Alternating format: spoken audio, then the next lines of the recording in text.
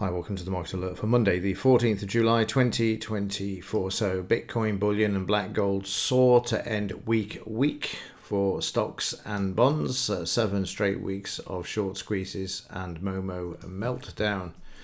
Also, Trump to impose 30% tariffs on Mexico, European Union. This was released at the weekend, and the trade warning letters continue. And then a quick summary of Friday. Stocks and bonds hit on inflationary fears amid Trump's latest tariffs. Economic news for this week. We've got CPI from the US. That's the one that the focus is going to be on. Bailey's speaking as well, but we'll get into more of these later in the week. We've got the UK CPI as well, and then a few other things as well, but they're the main events there. Right, let's have a look at the markets and see how they've reacted to Trump releasing his letter to the European Union over the weekend and imposing a 30% tariff, which is to come into effect on the 1st of August. So Friday, the market was anticipating this market down. There was some buying coming into the market, but we've gapped down overnight. And to be honest with you, I'm surprised at how well this is held. But then given we've had this now since April, it's a bit like, whoa, the market gets used to it and then ignores it.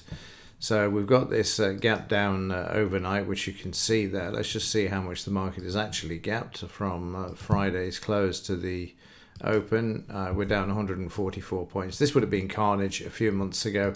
It's not that bad at all, 144 points. We've got a gap here that needs to be filled as well, which you can see, and the market's currently down at the S1.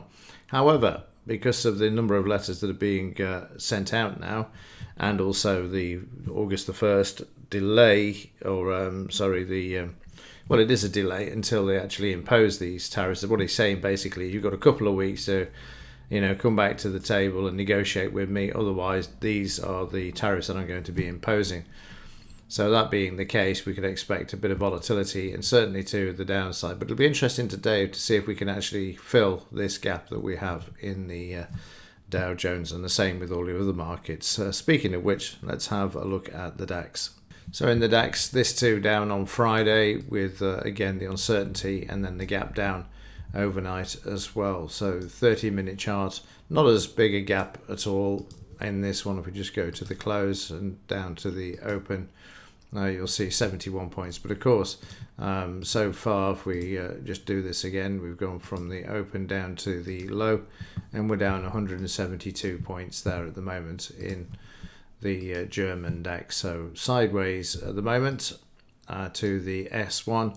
Like I say, I'm expecting a bit of weakness in the market. Got the CPI and this uncertainty now that's going to be looming, unless there's something comes out of the blue and then supports the market. But it'll be interesting to see if this gap can be filled. They've been filled. All of the other gaps that we've seen in the last few weeks have been filled, but I'm not quite optimistic about this one.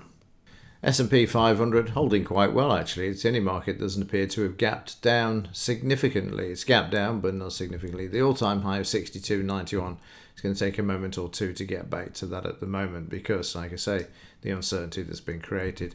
There we have the gap. We're down at just below the low of Friday as well, so looking a lot stronger than the rest of them. It's going to take something like the S&P, the broader market, to actually bring prices back to the upside. Meanwhile, in the UK, barely any notice taken because obviously the UK has already signed and sealed the deal with Trump as far as tariffs are concerned. It's an appalling deal, but there you go.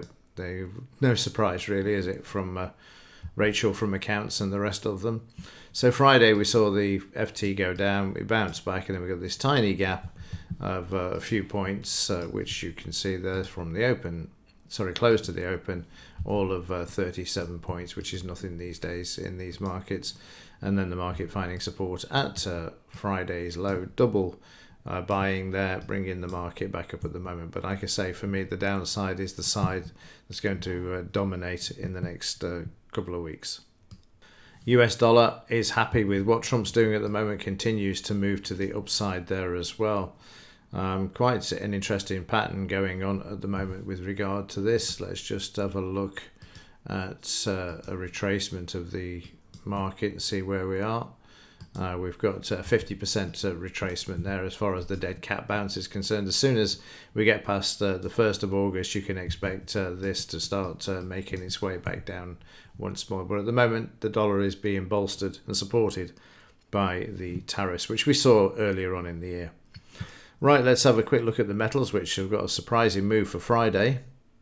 So no Smackdown Friday, it's more of a launch pad. The market moving sharply to the upside and also moving higher as I record as well. This is fantastic news. There's always a certain apprehension with regards to any sort of move with the metals markets because they can soon be slammed back to the downside. But as I mentioned the other day, we've had that ascending triangle and it tends to break to the upside. That's exactly what we saw during Friday's session, and even during the session we didn't get the normal smackdown. We had 30 minutes where the market was lower, and then we've continued to the upside there. Let's just have a look at the monthly chart, which we don't have any historical data, just thinking about it with the platform that I'm on, so I'll have to introduce another trading view one so you can see the longer term. In fact, give me a second and I will just conjure one up. So here we go. We can see this is a monthly chart and we see we're breaking out now to the upside. Years and years we've had to wait for this. That's still not got the full data, so let's see if I can find the one. Let's look at silver cash. There we go. That's the one we're after. And there you can see this is what we want. We'll see the long-term goal. So $49 back in 2011. We were also at $50 in 1979. So you can see this has got a lot to go on the upside. And if we can get through $50 an ounce, which I say saw in 2011 and 1980 with the Hunt brothers who tried to corner the market, there's a good chance we'll see an acceleration past this as well. So good news on the silver, but again, sort of cautiously optimistic because of what they can actually, particularly if they get to $40 an ounce, which is going to be the next interesting level, and also the $50 if it's allowed to move to that level. Let's have a look at the gold price, see where that's trading at the moment. That's trying to move up, but they're still consolidating at the moment, which means there's been a major impact on the gold-silver ratio, which there has. But Friday, just sticking with gold for a second, we can see prices have moved higher, found support at the 20-bar moving average, but broken this to sit on Friday's close at the moment. But silver is the star performer at the moment. So let's have a look at the gold-silver ratio. And there you can see we're moving nicely to the downside now, 86. We've got a long way to go on this. We go to a monthly chart on this as well. You'll see we've barely started the move yet, and the lower this goes, the more the price of silver is going to move to the upside. So even going back to 2021, we were down at, what is this, 61 level there. So there's a long way to go, and there is support in between as well, between 70 and 80, around the, let's have a look, get the right number, yeah, 75. So 75 is going to be an interesting area should the price of silver still be allowed to move to the upside there. Okay, let's have a look at the German DAX for Friday. As I warned all last week with the trade deals and letters that were being released, it was going to make it very difficult. Volatility would drop, it would spike, then drop, and that's what we saw during Friday. Very difficult trading session. So let's have a look at that. So in the pre-market session, there was a bit of volatility to the downside.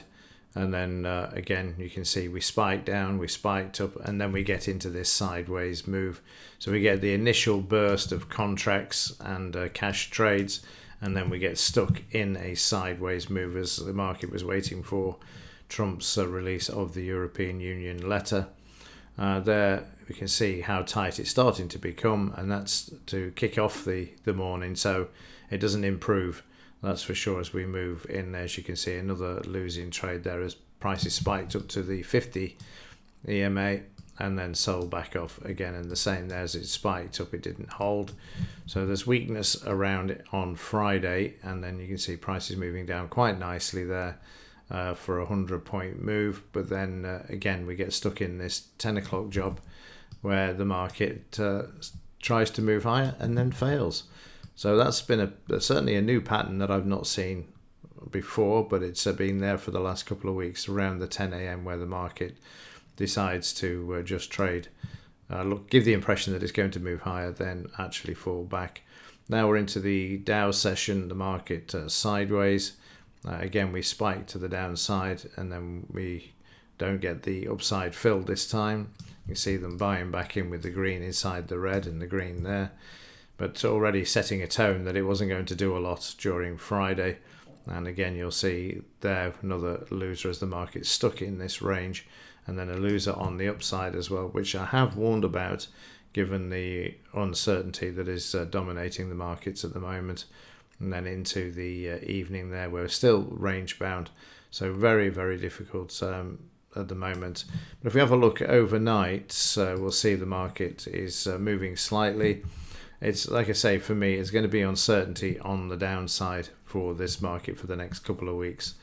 That's going to certainly dominate, unless there is a surprise thing like he reneges on the trade deals, or I mean, it wouldn't put anything past Trump with regard to these sort of speculative thoughts, because nobody knows what he's going to do next. That's for certain, and that's why it's creating the uncertainty in the markets.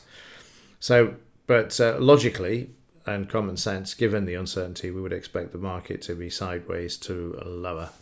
So let's just have a look at the targets that we've got here. We've got to get back to the low, which is interesting. We might see a bit of a rally up to the low first, find resistance, and then start to move to the downside. Okay, that's a quick whistle-stop tour of everything that's happening. It's certainly very interesting as far as the metal's concerned. I've only waited 30 years for the market to head back to the 1980 $50 per ounce. It just goes to show you what you can do as far as manipulation is concerned when you make a concerted effort over 3 decades. And then, of course, from 2011 when they manipulated the price down there as well under the Obama administration. Right, that's it for this one. Have a great day. And as ever, thanks for watching. See you in the next one.